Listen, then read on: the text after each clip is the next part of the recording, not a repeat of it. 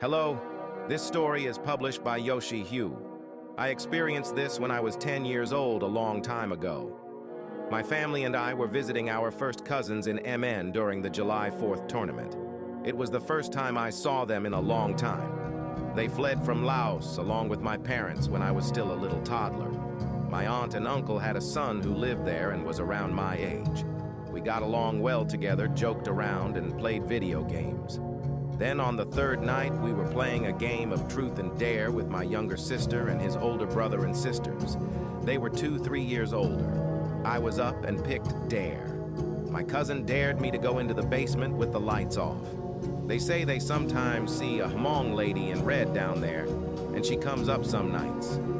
I was young and was already scared and refused to go down to the basement alone. Later that night, while everyone was asleep, besides my aunt and uncle because they were still up doing opium, I slept on the living room floor with 2 of my other cousins while my sister slept on the couch. My parents were sleeping in one of the rooms upstairs. I just couldn't sleep because of the smell from the opium. All of a sudden, I noticed the doorknob on the basement door rattle, like someone was trying to turn it.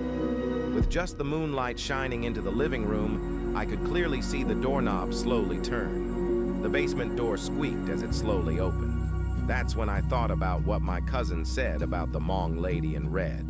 That's when I saw her stepping out around the door. She looked like a young woman in Hmong clothes, maybe in her 20s, and she was glowing transparent red. She walked by the couch where my sister and girl cousin were sleeping, just looking at them. Then the lady in red noticed me. I was frozen in fear. I didn't know if it was real or if it was just a dream. The lady saw me looking at her and started walking towards me as she came around the corner of the couch.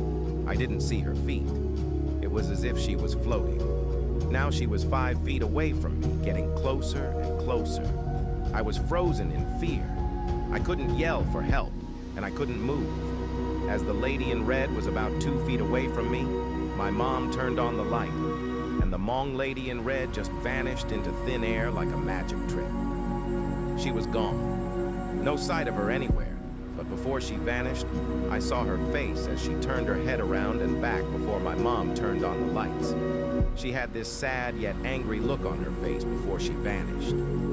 My mom came downstairs to talk to my aunt and uncle before we left in the morning. The next morning, I told my aunt and uncle and my parents about it.